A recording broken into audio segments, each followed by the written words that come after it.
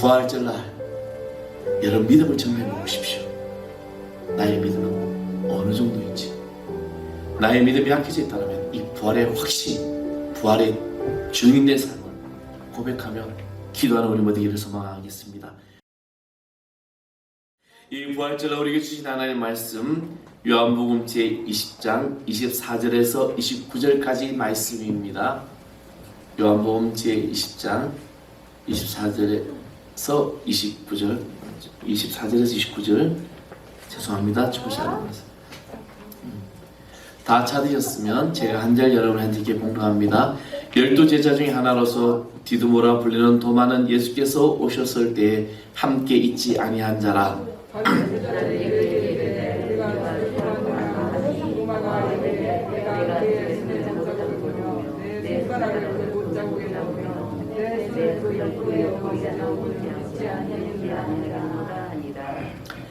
여드레를 지나서 제자들이 다시 집안에 있을 때 도마도 함께 있고 문들이 닫혔는데 예수께서 오사 가운데 서서 이르시되 너에게 평강이 있을지어다 하시고 도마에게 이르시되 내 손가락을 내밀며 내 손을 보고 내 손을 내밀어 내 옆에 내밀어라. 그리하여 믿는 자가 되지만 믿는 자가 되라.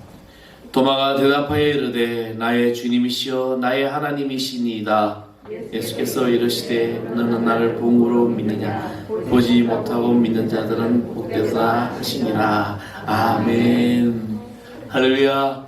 오늘도 주님의 은총이 여러분의 모든 삶에 놀랍게 축복하여 주기를 간절히 축원하겠습니다. 오늘은 부활절입니다. 저는 어릴 때 부활절 하면 생각나는 게 어머님이 하얀 저고리잖아요. 하얀 저고리를 입고 그리고 촛불 하나 들고 새벽에 새벽 기도를 드리러 가죠. 온 이제 그 지역의 연합 교회가 다 모여가지고 다 예배를 드렸습니다. 뭐 지금같이 뭐 조명 시설이 좋고 음량이 좋지도 않지만 그냥 촛불 하나로 다 그 뭐 운동장이든 이렇게 모여서 예배 드리는 그런 장면들.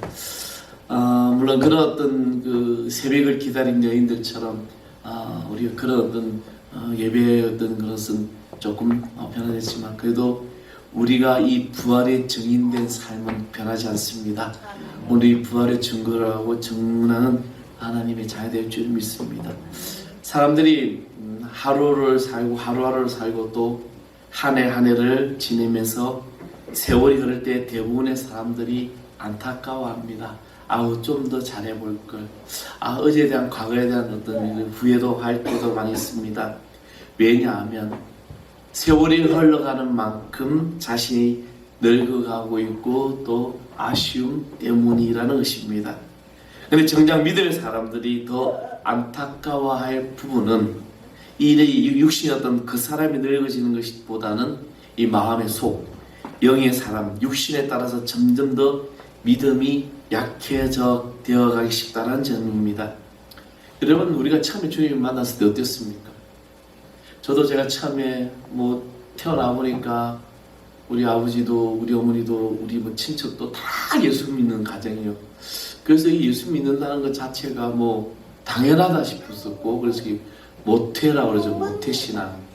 이 모태가 나중에 모태라는 것도 바뀌게 되는데, 그런데 세월이 지나갈수록 어떤 우리 자신의 어떤 그런 믿음들이 정말 바뀌어지고 약해지더라는 겁니다. 연약해지고 있다는 것입니다. 우리가 여기서 깨달았다면 어떻게 그것을 다시 회복하여 신앙의 정상에 오를 것인가 라는 그런 것을 우리는 알아야 된다는 것입니다. 처음에 만났을 때 주님, 그죠? 눈물이 나고 모태신앙처럼 살아오다가 어느 날 제게 다가오신 예수님의 그 손길을 만질 때 이분이 정말 나의 하나님이시구나, 나의 주님이시구나. 제가 인격적인 주님을 만난 것은 고등학교 2학년 때 만났습니다. 그래서 그분을 만났을 때 그 우리 모습은 얼마나 감동이었고 기쁨이었고 환희였는지 모릅니다. 뜨거운 열정과 또 주님의 사랑에 감격해가면서 눈물을 흘릴 때가 참 우리의 모습이었다는 것이죠. 근데 세월이 지나면서 우리 믿음이 어떻게 됩니까? 약해졌다는 것이죠. 이렇게 세월이 지나갈수록 이 믿음이 약해지고 있다는 사실을 우리가 알고 또 이것을 깨달았다면 어떻게 하면 이것을 다시 회복하여 신앙의 정상에 오를 것인가 하는 것을 오늘 말씀을 통해서 은혜를 나누는 시간 되기를 소망합니다. 그러면 어떻게 하면 나의 믿음이 약해졌다면, 내가 정말 내 믿음이 약해졌다면 이것을 회복할 수 있을까? 먼저 우리는 믿음의 본질을 다시 찾아야 한다는 것입니다. 이것은 부활의 신앙의 확신이라는 거죠. 우리가 예수를 믿는 것 자체가 바로 이 부활의 신앙을 확신해가지고 살아가는 겁니다. 오늘 본문에 등장하는 예수님의 제자들은 주님을 따르는 데 있어서 타의 추종을 불할 정도로 매우 헌신적이면서 열정적인 사람들이었습니다. 그들은 마치 믿음의 조상 아브라함처럼 너는 내가 지시할 곳으로 가라라고 명했을 때 아무런 조건도 없이 아무런 어떤 의견도 내지 않고 보따리를 챙기고 갔던 이 아브라함처럼 자신들의 삶의 터전, 자신들의 가정, 자신들의 어떤 집 다 떠나서 3년 동안이나 한결같이 주님을 따르던 사람이었습니다. 외적으로 보면 그 어느 누구보다도 헌신적이고 열정적이고 열성적이고 희생적인 사람들이었습니다. 만일 오늘 이 시대에 우리가 그렇게 해야만 주님의 제자가 되고 구원을 얻을 수 있다라고 한다면, 이것이 만약에 전제가 된다면 과연 오늘 여기서 몇 사람이나 구원을 받을 수 있겠습니까? 그런데 이상한 것은 정작 예수님께서 그 같은 제자들의 믿음을 별로 높이 평가하지 않으셨다는 것입니다. 과연 그 이유가 어디에 있을까? 예수님의 제자들에게 요구하신 이 본질적인 것은 어떤 열정이나 이 외적인 환경이 아니라 그 변화에도 어떤 흔들림 없이 늘 삶의 일관성 있게 나아가는 일관된 믿음을 주님은 보고 계셨던 것입니다. 사랑하는 성도 여러분 기독교는요 부활의 종교입니다. 믿으십니까? 이건 변함이 있는 게 변할 수 없는 겁니다. 기독교는 부활의 종교입니다. 이것은 다른 종교와 본질적인 어떤 그런 차이가 바로 기독교에 있는 것이 차별성이라는 겁니다. 예수님이 성탄하시고 십자가를 지신 궁극적인 목적입니다. 예수님이 성탄이 기독교의 나무의 뿌리라면 십자가의 고난의 꽃이라고 할 수 있고 부활은 열매라고 할 수 있습니다. 만일 부활이라는 열매가 없다면 뿌리나 줄기나 꽃의 존재의 가치는 일시적인 것에 밖에 되지 않는다는 겁니다. 그래서 기독교의 모든 이 부활은 바로 완전한 열매가 되고 완성이 되는 것입니다. 만약에 예수님이 십자가의 죽으심으로 끝났다면 그것은 사랑이나 윤리적인 측면에서 이 차원으로 끝날 뿐이지 인간의 불행의 본질적인 죄와 죽음과 영생에 관한 모든 이것을 해결해주는 구원의 종교는 될 수가 없다는 것입니다. 본질적인 것은 바로 이 모든 것에서 있다는 것이죠. 그러므로 예수님은 십자가에 못 박히시기 전부터 제자들에게 여러 번 십자가와 복음 부활을 예고하면서 믿음으로 준비할 기회를 말씀하셨습니다.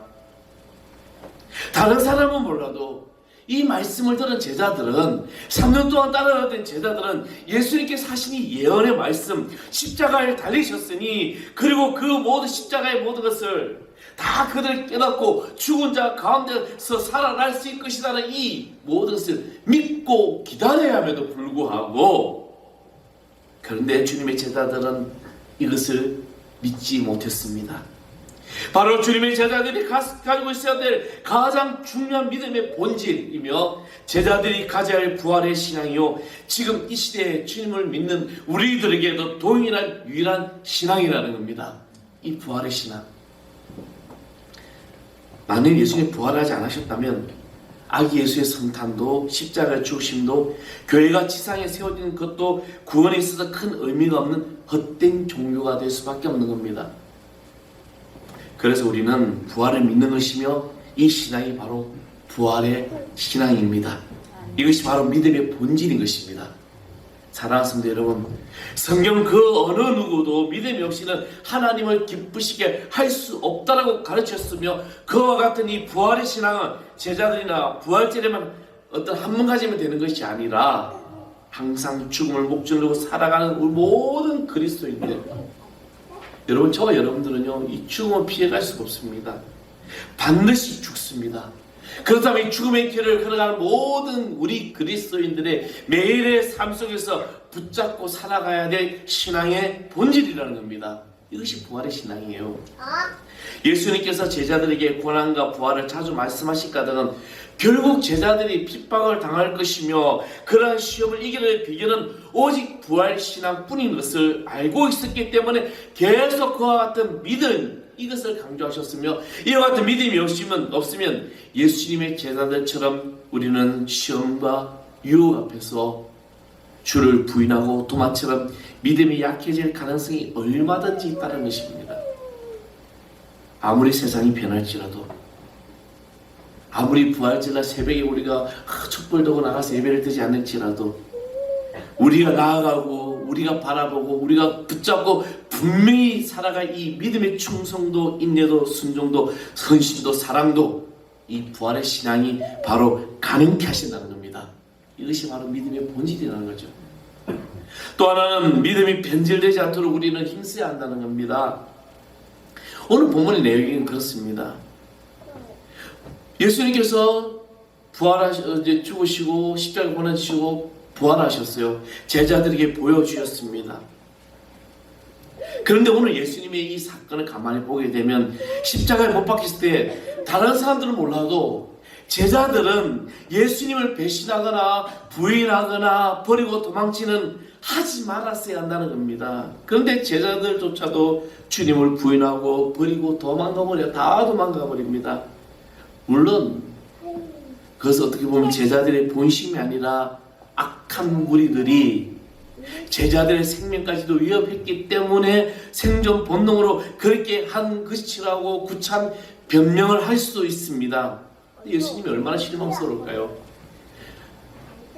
그들이 3년 동안 따라다니면서 우리는 주 위해서 죽겠습니다. 주님만을 우리는 정말 내가 주 외에는 아무것도 없습니다라고 얘기했는데도 정말 예수님이 공을 들여 가르치심에도 불구하고 제자들은 과연 이 하루아침에 그처럼 변심하게 된 근본 원인이 어디 있을까? 사람들은요, 인간은 외적인 환경에 민감하게 영향을 받는 사회적 존재입니다. 그래서 외적으로 핍박이나 어떤 어려움이 오고 두려움이 온다면 그렇게 변심할 수밖에 없다라고 핑계할 수 있습니다. 왜냐하면 오늘 많은 그리스도인들이 그처럼 이 외적인 환경을 핑계로 삼으면서 주님을 부인하고 신앙의 양심을 저버리는 경우가 흔하다는 겁니다. 여러분 이제 직장 다니는 사람도 있을 거예요. 직장을 다니도 뭐 사고를 하고 대외적으로 사람을 만날 때 보면 정말 주변 환경 때문에 어쩔 수 없는 술자리가 생기고 어쩔 수 없는 그런 어떤 자리가 생길 때마다 대표적으로 하는 사람들, 저도 직장 다닐 때 저희 부장이 항상 하는 얘기가, 야 내가 보니까 장로들도 맨날 술 마시고 다니더라, 야 목사도 술 마시고 맨날 술집 가 있더라, 장로들 집사들 자기들끼리 이야기하면서 막 그렇게 하더라 하면서 정당한 환경을 하면서 이런 환경에 다 너도 해야 돼, 괜찮아. 얼마나 우리에게 많은 유혹을 하고 타협을 시킵니까? 이것이 바로 우리는 잘못된 그런 신앙, 그 신앙의 본질을 알지 못하기 때문에 넘어가는 경우가 허다른 것입니다. 물론 그럴 가능성이 있지만 모두가 다는 아니에요. 그 같은 상황에도 12제자 가운데 들어가지 않는 아리마다 요셉과 니고데모는 주를 위한 고난이나 불이익을 각오하고 주님의 시신을 장사한 것은 무엇 때문입니까? 사람들은 고난이 마지막에 죽음이라고 생각하기 때문에 좌절하기 쉽지만 예수님은 죽음이 끝이 아니며 3일 후에 다시 살아날 것이라는 부활의 소망을 약속해 주셨습니다. 그래서 부활은 단순히 우리가 육신을 가지고 있는 것이 죽지 않고 다시 살아나서 오래 살거나 진나의 시황제처럼 영원히 살고 싶은 그런 것이 아니라 죽음 전의 상태로 다시 살아나는 것을 가르치는 것이 아니라 바로 우리 영원한 모든 존재, 그 모든 존재의 영이 다시 살아나는 것이 우리의 부활의 신앙이라는 것입니다. 물론 고난이 즐겁진 않습니다. 그렇잖아요. 여러분 고난이 즐겁고 유익합니까? 개인적으로, 정말 세상적으로, 아니면 여러분 인간적으로 나에게 고난이 오고 시련이 오고 환난이 오면 나 이거 즐거워요, 나 이 고난 너무 기뻐요. 우리는 그렇게 말할 수 없습니다. 왜? 주변의 환경이나 어려움 때문에 좌절하고 실망하고 포기하고 힘들 때가 너무나 많기 때문입니다. 그러나 고난이 결코 저주가 아니며 오히려 주를 위한 고난은 부활의 영광으로 들어가기 위해서 반드시 거쳐야 할 첫 번째 관문이라는 것입니다. 사랑하는 성도 여러분, 오늘 여러분 인생의 도상에서 내가 고난을 만나고 어려움을 만난다면 그것 때문에 내 삶의 모든 것을 포기하고 힘들어하고 좌절하지 마십시오. 주님이 여러분을 사랑하시고 그것이 나를 통한 하나님의 놀라운 역사를 일으킨 첫 가문임을 믿고 깨닫기를 간절히 소망합니다. 부활의 소망이 바로 그와 같은 것으로 죽기 전에 육체가 아니라 그와 비교되지 않는 영광스러운 모습으로 변화하는 것이 주님이 이미 첫 열매가 되어 주신 것이 부활절입니다. 그리고 확고한 부활의 신앙은 혹독한 십자가의 그 고난과 죽음도 능히 이길 수 있게 하는 힘이 된다는 거예요. 여러분이 부활의 신앙을 붙들고 살아갈 때 어떤 고난과 환난이 올 때 능히 이길 수 있음을 믿으시기 바랍니다. 이렇게 볼 때 제자들의 믿음이 약해지는 것은 고난이나 핍박이라는 외적인 환경이 아니라 그것을 능히 이겨나갈 만한 믿음이 부족하기 때문입니다. 오늘 본문의 말씀에도 도마가 그 같은 이 부활에 대한 믿음이 없었기 때문에 주님에 대한 부활에 대한 소식을 듣고서 기뻐하는 것이 아니라 의심을 하게 됩니다. 자, 25절의 말씀 보면 이렇게 말씀하죠. 다른 제자들이 그에게 이르되 우리가 주를 보았노라 하니 도마가 이르되 내가 그의 손에 못자국을 보며 내 손가락으로 그 못자국을 넣으면 내 손을 그 옆구리에 넣어보지 않고는 믿지 아니하겠노라 이렇게 말씀을 합니다. 이야기를 합니다. 도마는 주님의 제자이면서 주님의 약속의 말씀보다 자기 경험이나 자기 어떤 지식을 앞세워서 그래서 자기 어떤 자신의 눈으로 확인하려는 이 어리석음을 보여주고 있는 것입니다. 오늘 우리가 왜 제자들처럼 고난과 유혹 앞에 십자에 무너지게 되며 또 되지 못하는 것이 된 척하며 교만하게 되는 근본 원인이 무엇일까? 믿음의 본질에서 떠나 있기 때문임을 깨달아야 합니다. 내가 지금 신앙생활하고 내가 교회 다니고 내가 예수 믿는다고 하면서 내 믿음의 본질에서 벗어나 있지는 않은지, 얼마나 많은 사람들이 교회를 다니며 궁극적인 그 관심이 무엇입니까? 우리는 과연 천국입니까? 현세입니까? 바로 사는 것입니까? 잘 사는 것입니까? 믿음입니까? 육신입니까? 나부터입니까? 하나님부터입니까? 라고 날 질문하면서 믿음이 변질되어 가고 있기 때문입니다. 자신의 생각에 자신이 바라고 믿는 것처럼 어리석은 행동을 하고 있다는 것이죠. 우리는 너무나도 내 자기중심적인 신앙생활을 너무나도 많이 합니다. 도마처럼 말이죠. 주님이 부활하심에도 예언에도 불구하고 주님 함께하던 그때는 주님이 하신 모든 것을 믿었음에도 불구하고 도마는 의심합니다. 왜? 믿음이 변질되었기 때문에. 하나님은 나를 하나님의 영광을 위한 도구로 창조하시고 부르셨는데 도리어 나는 내 믿음을 내 자신의 영광을 위한 도구로 전락시키고 있지는 않은지, 믿음이 자라지 않고 식어져가고 기도가 막히고 주의 일이 부담스럽고 교회에 무관심하게 되는 것들, 이것이 나의 믿음이 약해졌다면 바로 믿음이 변질되어 있다는 것입니다. 오늘 땅의 교회들이 심각하죠. 교회 일꾼들이 없습니다. 사역자들이 없어요. 그냥 예배드리고 와서 예배드리고 가고 그냥 그렇게 하고 싶은 거죠. 옛날에 개척교회든 작은 교회든 큰 교회든 할 것 없이 교회마다 날마다 열심히 헌신적으로 열정적으로 봉사하고 헌신하고 오직 주의 일을 위해서 먼저 하는 것. 저희 지방에도 너무나 안타까운 현실을 요즘 계속 마주치고 있습니다. 목회자들도 마찬가지예요.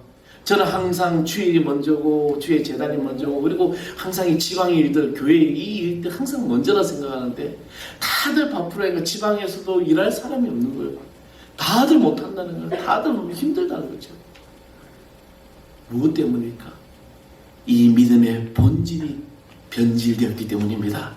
사랑하는 성도 여러분, 나의 믿음이 약해져 있다면 이 믿음의 본질 앞에서 다시 한 번 더 점검하시길 소망합니다. 이것을 변질되지 말아야 돼요. 그리고 믿음이 회복되어야 한다는 겁니다. 만일 우리가 도마가 아닌 예수님의 처지, 예수님의 입장이었다라면 너무나도 신뢰만이 커서 그 어른 두 번 다시 도마 얼굴을 안 볼 것 같아요. 그렇잖아요. 그렇잖아요. 누군가가 나를 의심하고 나에게 해코지하고 나를 힘들게 하면 어떻게 해요, 여러분? 내가 너 다시는 안 보면 되지 뭐. 그렇잖아요. 그죠? 그게 우리 인간의 본질적인 겁니다. 그러나 예수님은 요한복음 13장 1절에 말씀하셨습니다. 자기가 사랑하는 자를 사랑하시되 끝까지 사랑하신다는 거예요. 주님은 우리를 끝까지 사랑하신다는 겁니다. 그냥 나 너 사랑해 하고 그냥 일시적인 사랑이 아니라는 겁니다. 주님의 사랑은 불변하신 분이시기 때문에 도마를 다시 찾아주셨습니다. 주님의 사랑 한번 사랑하기로 작정하셨으면 끝까지 사랑하시는 사랑이기 때문에 도마의 이 변질된 믿음을 정지하고 책망하기 위해서가 아니라 치료하시고 회복시키시고 온전한 믿음으로 만들어 주시기 위하여 도마를 찾아오셨습니다. 베드로가 주님을 모른다고 부인하고 저주까지 하면서 도망가 버렸잖아요. 그리고 시리에 빠져서 다시 자기의 삶의 터전인 갈릴리 바닷가에서 물고기를 잡고 있을 때 한 마리도 잡지 못했을 때 주님이 명하시고 조반도 차려놓으시고 고기도 구워놓으시고 그리고 그 물에 그 만선의 기쁨을 가지고 돌아온 베드로에게 질문하시죠. 찾아오셨습니다. 부활하신 주님이 요한 아들 시몬아 내가 너를 사랑하느냐? 요한 아들 시몬아 내가 너를 사랑하느냐? 요한의 아들 시몬아 내가 너를 사랑하느냐? 주님이 나를 사랑하신 줄 주께서 아시나이다. 여러분, 만약에 제가 예수님의 입장이었다면 십자가에 그렇게 힘든 고통을 당하고 있는데 뭐 그럴 리 없어요. 예수님 제가 될 수는 없어요. 또 어디 가서 우리 목사님 예수님 된다 그러면 안 돼요. 극하나요. 요즘 이단자들이 왜 이렇게 많이 빠지는지 모르겠지. 저것들 내가 3년 동안 얼마나 공들였는데 다 도망가? 엄마 나를 저주하네. 내가 너희들 가만 안 둘 거야. 그렇게 했을 것 같아. 근데 베드로의 심정을 제가 이해를 해보면요, 베드로가 얼마나 가슴이 아팠을까요? 오늘 내가 이 밤에 닭이 3번 우기 전에 나를 부인하는 그 말씀이 베드로의 머리에 꽂히면서 내가 주님 부른다. 그 마음 한구 속에 그 깊은 그 누구에게도 말할 수 없는 아픔과 이 정말 자기 인생에 대한 그런 어떤 괴로움. 근데 주님이 찾아오셔서 어떻게 해요? 그 상처를 어루만져 주셨다는 것입니다. 여러분, 믿음은 바로 이거예요. 여러분이 받은 상처, 여러분이 아파하는 모든 것들이 바로 이 믿음의 본질 회복될 때 회복되어질 줄 믿습니다. 처음에 주님이 제자들에게 오셨을 때 그 자리에 도마는 있지 않았습니다. 다른 제자들이 주님을 보았다고 말할 때 도마는 25절에 내가 내 손을 가지고 손가락을 봐야 되고 옆구리 찔러봐야 되고 그 주님이 정말 주님인지 내가 만져봐야 알겠어. 그런데 그 모든 것들이 보아야 되는 이 도마의 믿음, 이 믿음이 약해진 믿음이라는 것입니다. 제가 공동체에서 이탈하여 자기 멋대로 살아갈 때 그의 믿음이 더 약해지는 겁니다. 부활하신 예수님의 제자들에게 처음 오신 날이 바로 안식 후 첫날이었습니다. 다시 도마가 찾아오신 날도 그로부터 8회가 지난 후에, 즉 안식 후 첫날이 됩니다. 그 주님은 오늘도 주님을 믿는 교회에 주의 백성들이 모여 예배드리는 곳에 주님의 임재하는 것을 믿어야 될 줄 믿습니다. 그러므로 도마처럼 이 같은 신앙의 공동체를 멀리하게 되면 아무리 내가 믿음이 좋다고 큰소리 치던 사람도 도마처럼 신앙의 회의와 갈등이 찾아오게 된다는 것입니다. 사랑하는 성도 여러분, 주님은 지금 이곳에 찾아오셨습니다. 그래서 우리는 이 교회를 떠나지 말아야 합니다. 이곳에 우리 믿음 회복되는 것입니다. 도마가 그들이 모이는 장소에 있었다면 그의 믿음이 과연 약해졌을까요?